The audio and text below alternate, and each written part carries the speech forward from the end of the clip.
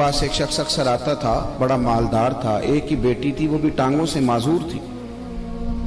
तो आप अक्सर उसको कहते हैं कि तू तौबा कर, अल्लाह की बारगाह में रुजू कर।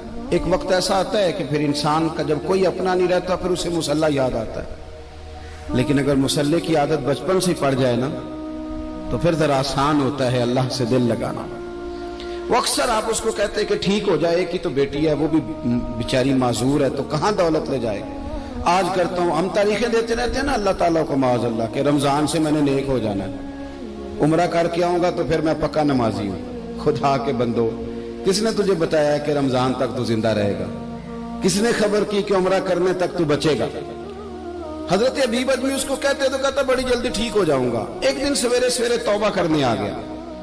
आपने फरमाया क्या हुआ? तो कहने लगा हजरत जी कल एक 15 साल का नौजवान मिला है और मुझे तौबा करा गया। मजा ही इस उम्र में अल्लाह अल्लाह करने का।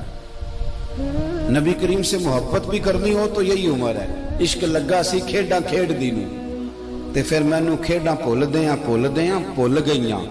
कज्जल पाया सी मैं यार दे वेखणे नूं, फिर ओदी याद विच रोंदियां ही डुल गईयां। हैदर शाह इस गली कदे ना रुलदी, पर हुण ते रुलदी रुल गईयां। जिन लोगों ने अबू जाल को कत्ल किया था उनकी उम्र भी 15 साल थी। हम तो बड़े ही नहीं ना होते सारी जिंदगी, ना हमें को बड़ा होने देता है, हम बड़े ही नहीं होते। ये तो उम्र है कुछ कर गुजरने की। 15 साल का नौजवान तौबा करा गया। तो हजरत अबीब अजमी कहने लगे वो कैसे? कहने लगा हजरत जी मैं कल मंडी गया था, मुझे कुछ सामान खरीदना था, तो बगदाद के बाजार से मैंने मछली खरीद ली 10 किलो, बाकी भी सामान तब खुद ले जा नहीं सकता था। तो मजदूर आपको पता है बेचारे आज भी सड़कों पे बैठे हैं। तो मजदूर बैठे थे तो उनमें एक नौजवान 14-15 साल का, चेहरे पे बड़ी रोशनी।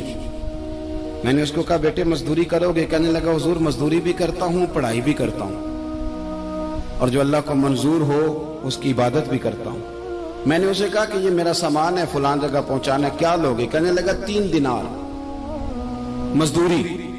सौदा तय हो गया, उसने सामान उठा लिया। कहते हैं रस्ते में जोहर का वक्त हो गया। कहने लगा चचा अगर इजाजत दो तो नमाज पढ़ लो। 15 साल का जवाब। कहते मैं रख के ना वहां सामान तो फट्टे पे बैठ गया, वो नमाज पढ़ने चला गया। बाकी लोग देर से आए, वो बच्चा जल्दी आ गया।